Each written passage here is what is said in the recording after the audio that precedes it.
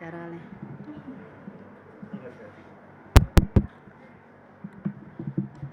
Oh, apa temanya, Pak? Iya, silakan itu. Udah usah pakai tema. Nggak usah begitu.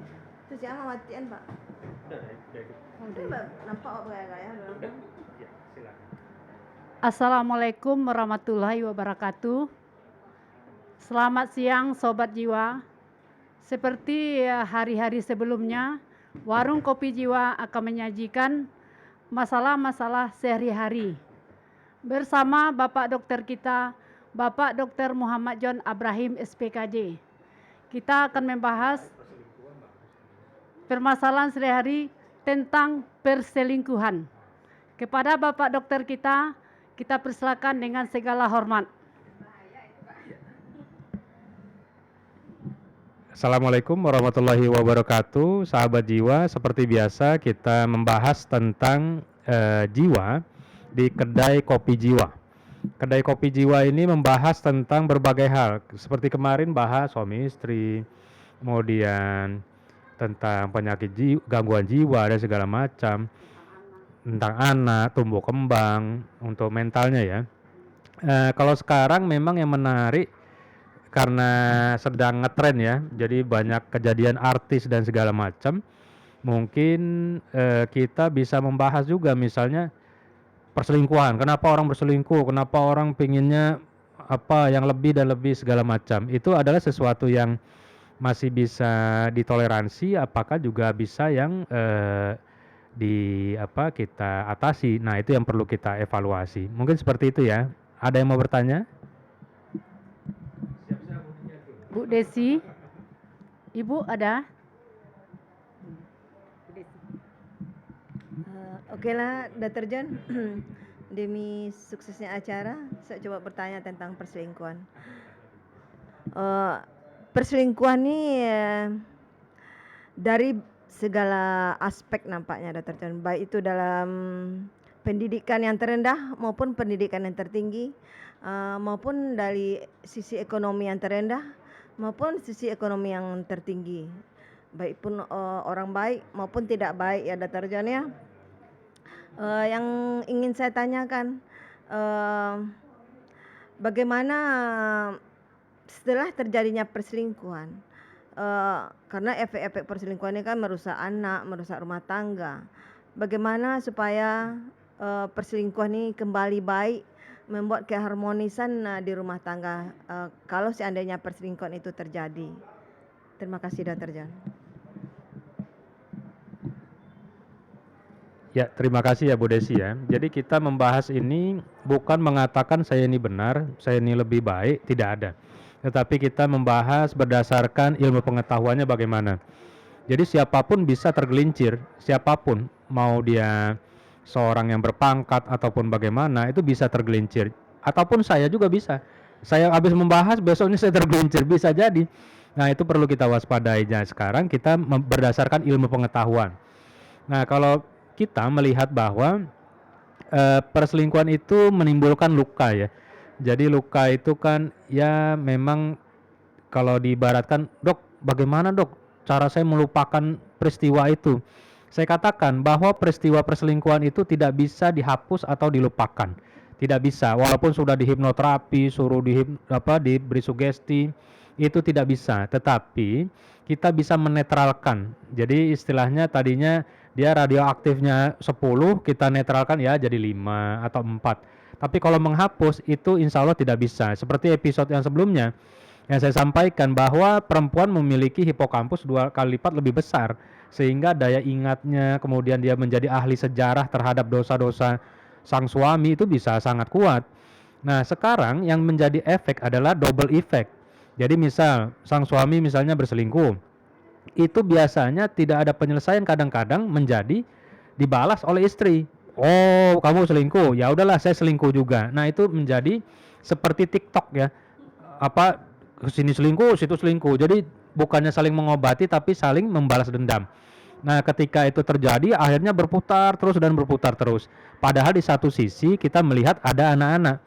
Kalau kita ikuti, perselingkuhan itu memang sangat indah, rasanya seperti di surga, keadaan menjadi happy-happy saja, dan sepertinya beban seberat apapun kayaknya jadi ringan-ringan saja. Nah, sekarang kita melihat bahwa manusia kecenderungan itu akan tergelincir bisa. Jadi siapapun yang termasuk saya pun juga bisa beresiko. Nah, sekarang kita melihat bahwa perselingkuhan ini adalah jangan sampai mengorbankan kepada anak-anak kita. Nah, itu jadi ibaratnya nanti anak-anak melihat pertengkaran di rumah segala macam menimbulkan depresi lah terhadap anak-anak melihat suami istri bertengkar tiap hari. Yang kedua juga kita bisa melihat jangan nanti suami selingkuh secara hukumnya di dalam ilmunya biasanya istri balas. Nah, itu saling balas aja kerjanya itu, tidak ada selesai-selesainya seperti itu. Nah, itu yang perlu kita waspadai. Nah, kemudian kita melihat nanti saya bahas secara keilmuannya kenapa ada hal-hal seperti itu nanti mungkin di pertanyaan berikutnya ya. Seperti itu ya. Oke. Temanya masih itu ya.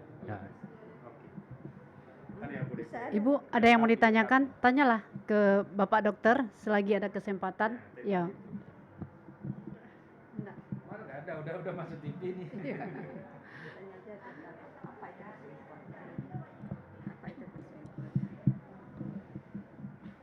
Pak, saya boleh bertanya, apa itu perselingkuhan?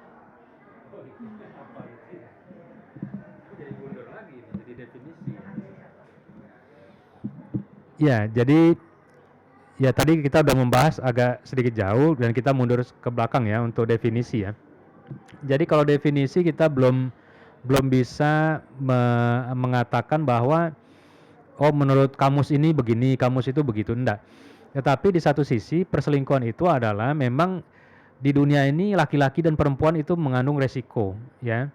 Jadi kenapa kok bisa adanya perselingkuhan dan segala macam. Nah, salah satunya adalah misal ini salah satu sisi ya. Misal suami sudah mulai berpangkat, udah mulai ya rezekinya banyak segala macam ya, apalagi yang kecenderungannya adalah puber kedua pada laki-laki. Jadi laki-laki itu mengalami puber kedua, tetapi secara psikologis, bukan puber secara testosteron dan hormon ya.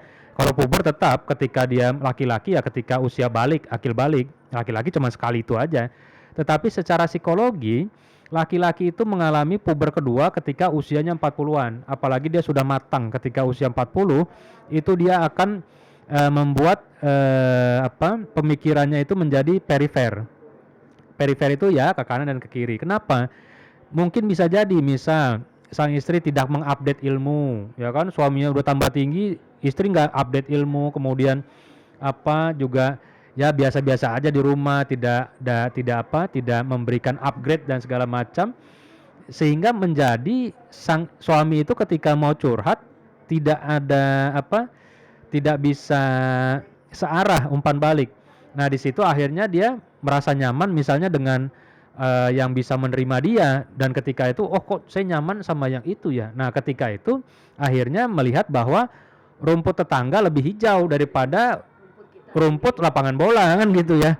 Nah, seperti itu. Nah, jadi sekarang pun juga kita bisa harus menyesuaikan. Jadi istrinya juga menyesuaikan, ketika suaminya juga mulai menanjak itu juga diikutkan sehingga tidak timbul puber kedua. Kalau puber kedua itu secara psikologis ya. Jadi puber bukan secara hormonal tapi secara psikologis. Jadi puber kedua pada laki-laki itu usia 40-an. Nah, itu mesti diwaspadai. Nah, kemudian juga perselingkuhan juga bisa diakibatkan ya, kita bisa melihat bahwa ya godaan kan banyak ya. Mau ustadz mau siapapun juga ya godaan bisa dari Instagram segala macam. Itu kan banyak godaan yang bisa membuat Instagram itu kan membuat testosteron laki-laki menjadi lebih meningkat, sehingga nanti disebut juga ada namanya di dalam teori kedokteran jiwa Coolidge, jadi bahasa Inggrisnya Coolidge effect. Coolidge jadi COOLIDGE effect. Nah, Coolidge effect itu apa? Coolidge effect itu sudah dilakukan penelitian pada zaman dahulu, dilakukan penelitian itu terhadap tikus ya. Jadi tikus ada dimasukkan ke dalam suatu tempat ya, tempat percobaan. Tikus itu satu yang jantan ya, tikus jantan, kemudian ada tikus betina. Nah, kemudian di dalam penelitian itu ternyata sang tikus jantan ini melakukan misalnya hubungan ya. hubungan terhadap yang betina, kemudian dia tidak mau lagi. Walaupun yang betina ini masih di sini aja, itu tidak mau, dia langsung tidur-tiduran aja. Tiba-tiba di penelitian itu yang tikus betinanya ditarik, diganti tikus betina yang baru. Wah, itu dia tiba-tiba semangat lagi, semangat lagi, semangat lagi. Nah, di penelitian itu disebut juga dengan Coolidge effect. Jadi istilahnya sang jantan ketika itu berganti dengan apa yang baru dan segala macam, itu testosteronnya meningkat, kemudian birahinya juga meningkat.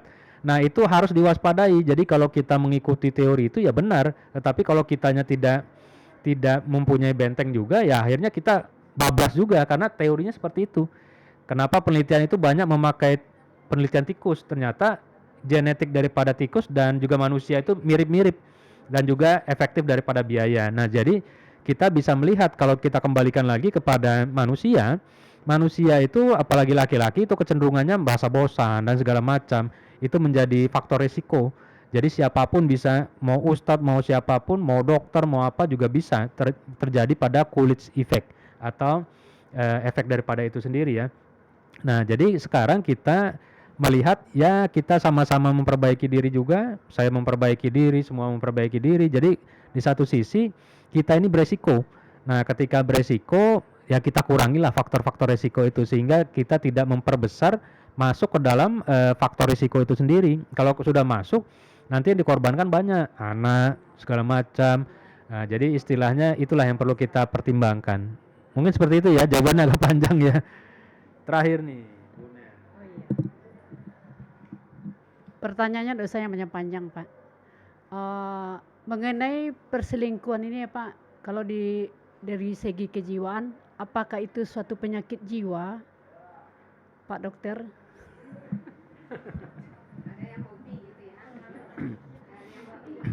Iya, jadi kalau kita lihat bahwa perselingkuhan itu adalah candu ya, Bonel ya. Karena kenapa candu? Karena dia menyenangkan. Nah, kenapa dia menyenangkan? Karena dia menagih. Ya, jadi ibaratnya kita kalau laki-laki ya jadi puber kedua, ya kan? Puber kok sampai kedua, ketiga, keempat sampai usia 70 puber terus. Itu secara psikologis pubernya, bukan puber secara hormonal ya. Kalau hormonal laki-laki cuma sekali. Nah, jadi kalau diibaratkan dibilang gangguan ya itu kecanduan ya masuk ya.